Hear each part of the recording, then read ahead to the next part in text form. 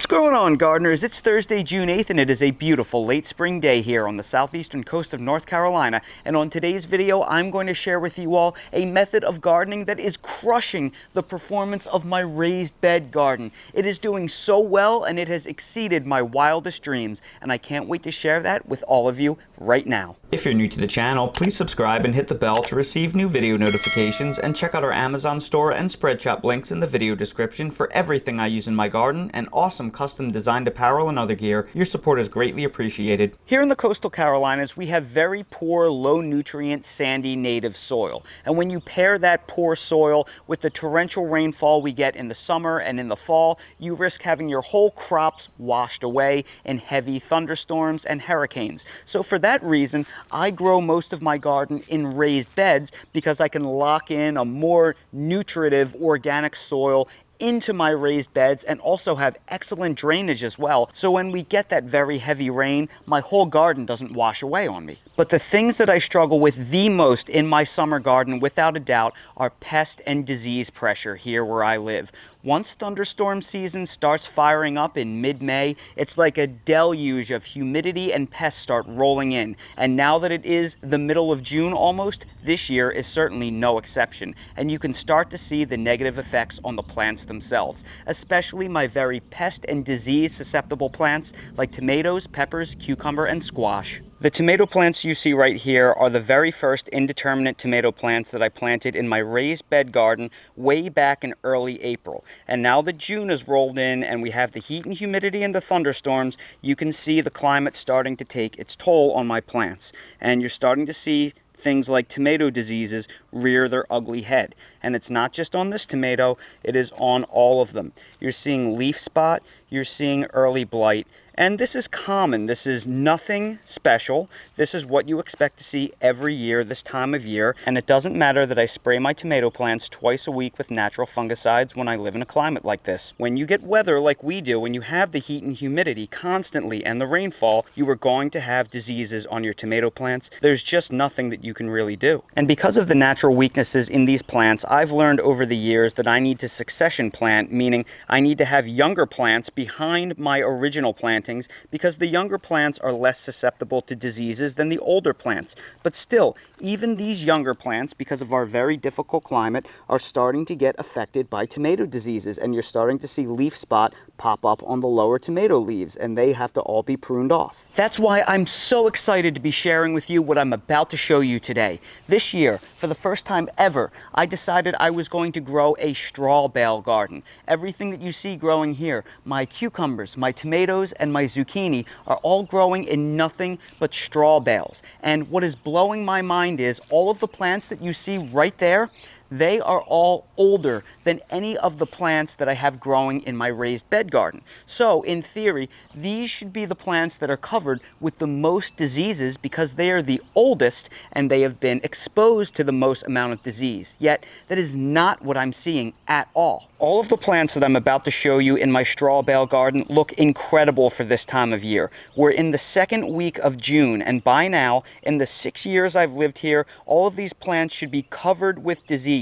Yet many of them are close to disease-free. Yes, you will see a little bit of spots on the leaves here and there, but I have never seen any tomato plants here in the coastal southeast looking this good this late into the season. It is blowing my mind. Look at these cherry tomatoes right here. We are getting not only great production, but the leaves are mostly pristine. Are they perfect? No, but you have to consider that these plants have been planted in these straw bales since basically late March. So they've been taking a beating in our climate for quite a while. Yet most of them are close to disease-free.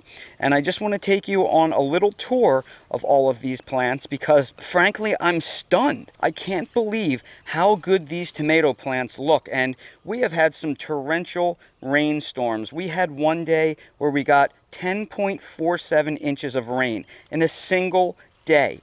So they have seen their fair share of really rough weather. Even this Brandywine yellow, which is an heirloom, one of the most disease susceptible plants I have ever grown, has almost no disease on it. There might be a couple of little tiny leaf spots forming, but generally this plant is covered by early blight right now. And then when you look at something like this Carmelo plant right here, that is a more disease-resistant hybrid, this is next to perfect. And the fruit set on it is just utterly incredible. I mean, anywhere you look on these tomatoes, you're not only seeing strong disease resistance, but you're also seeing great production. And I can't stress this enough, I've never had tomato plants look this good this far into the year. Even the cucumbers look fantastic, and I've been picking these for probably about a month now. I mean, just look at the production that I'm getting on these cucumbers in the straw bales. They're setting fruit all the way up the plants, and it's not just an isolated incident. I'm getting monster 2 feet long Asian cucumbers. My bait alphas are setting on really hard. Everything is just looking phenomenal. And now that you've seen how much better this straw bale garden looks than my in-ground tomato garden, where my much younger plants are suffering from disease issues, I'm going to explain to you what I think is going on that has helped me have such incredible success. Now, there are basically 3 ways that disease can spread throughout your garden. The first is through transfer of disease from pests. So if an insect were to land on an infected plant, bite it, and then move over to another plant that isn't infected, they could transfer viruses or bacteria from plant to plant simply by chewing one and then moving on to the next. The second way is through the air itself. Now, the air is chock full of different viruses, bacteria, and fungal spores. So as long as the air moves, which it always will anywhere on Earth, you risk disease transfer. And it just so happens to be that the warmer and more humid an environment is, the more effective that disease transfer basically is, because these kinds of microbes basically flourish in hotter, more humid areas. That's why diseases are far worse, generally speaking, in hot, humid areas than in cool, dry areas. The third and most effective way that disease is spread throughout the garden is by either watering your garden in an overhead fashion or rainfall that falls from the sky and then splashes on the ground, and then the soil splashes onto the actual plants itself. Because the soil is literally crawling with billions, trillions of bacteria and viruses and fungal spores that will then transfer onto your plants. So the way that I've tried to minimize that splashing in the past is I installed drip irrigation so I don't have to ever overhead water, and I try to mulch my garden beds, because the theory is if you mulch your garden beds, you're going to have less soil-borne diseases that are splashing onto the undersides of the leaves of your plants. And this is generally why you see disease start at the bottom of a plant and work its way up. The overwhelming majority of the disease is coming from the splashing of the water on the soil. So here in my raised bed garden, all of the beds are filled with soil. So when the rainfall falls, it's basically splashing diseases all over my plants, and there's nothing I can really do about it. But that soil splashing effect is not happening in the straw bale garden, because the straw bales don't contain any soil. So while they are not biologically inert, they're a mulch layer, so there is living, breathing microbes inside the straw bales. It doesn't have that incredibly diverse microbiome that my raised bed gardens do, and they probably have a lot less pathogenic viruses and fungi and bacteria lurking in them. And on top of that, I'm also growing them on top of this tarp, and then under that is a weed barrier. So there is basically no soil contact at all with all of these plants. So when it does rain, there's a whole lot less that is splashing back onto the plants. So what I've inadvertently done for myself is I've created a pretty clean environment where there's nothing to splash all over my plants. So the only way they can really get infected is from pest-to-pest transfer of infections or just the natural diseases in the air itself. And because it's still early to mid-June and it hasn't gotten super hot and humid yet, the disease pressure just isn't there yet that the air itself is going to badly infect these plants. So what I've done is I've mostly eliminated the most effective way that diseases spread in my garden, and that's why the health of my plants for this time of year is unprecedented. And there is another benefit that I need to talk about, and that is the relative elimination of insect pests. This is my zucchini plant that is planted in ground in my raised bed garden. I have to check this plant over 2 to 3 times a week for squash bug eggs, and then I have to take some tape and remove those eggs because I'm starting to see them accumulate like crazy. And every single time I check this plant, I find some amount of squash bug eggs on them.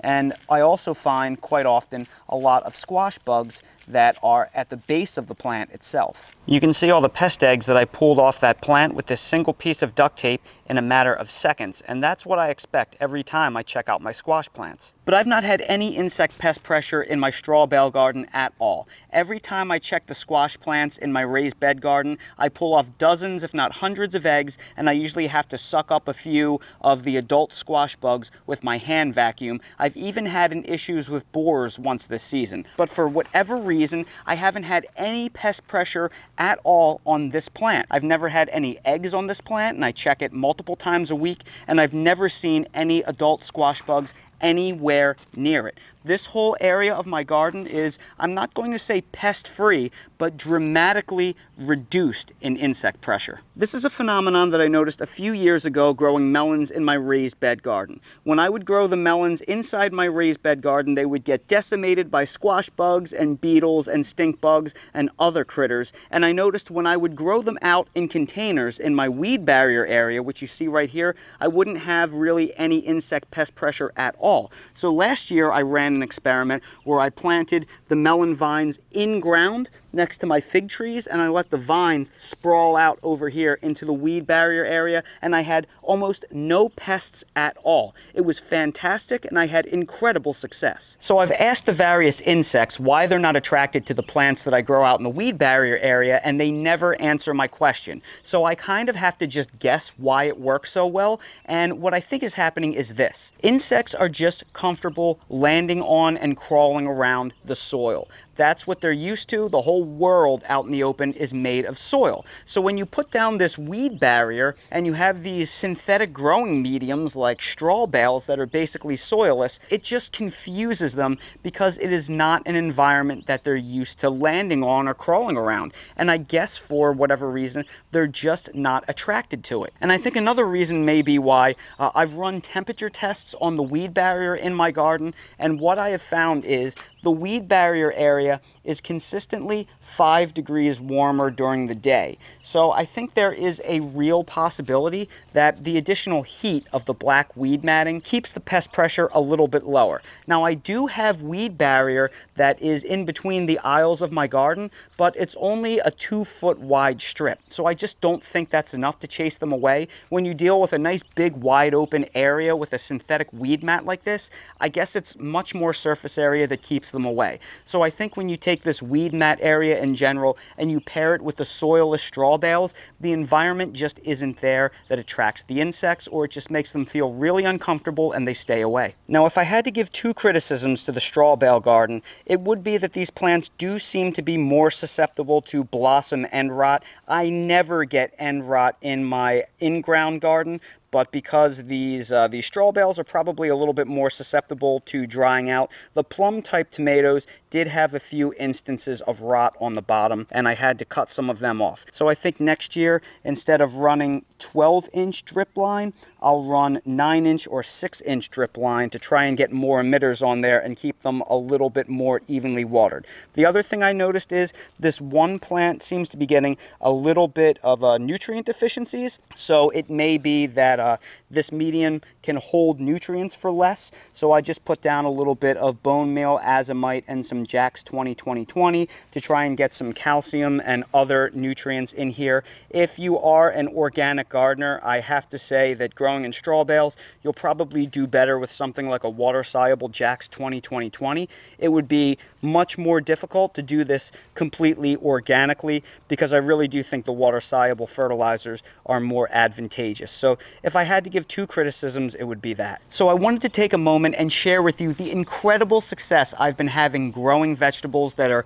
pest and disease susceptible in straw bales. This is my very first attempt at doing so, and I cannot believe how good it has turned out. In fact, I'm going to expand this growing section next year, and I'm going to move even more of my tomatoes out of my raised bed garden and over to this area to grow in straw bales. I'm going to run a whole lot of experiments with the straw bales next year. In fact, I think I'm even going to buy some, and I'm going to place them on my raised beds and see if I can't get the best of both worlds, where I can kind of grow in my fenced off raised bed garden but on top of straw bales, and see if that has any benefit. But the whole point I'm trying to make with this is, if you're like me and you struggle with insect pests and you struggle with diseases, try growing in straw bales. I have never had tomato plants this late into the year look this good, and their production is off the charts, so it is in no way, shape, or form harming them. So everybody, I sure hope this video was helpful. If you did find it helpful, please make sure to hit that like button, subscribe to the channel, and please ring that notification bell so you're notified when we release more videos like these.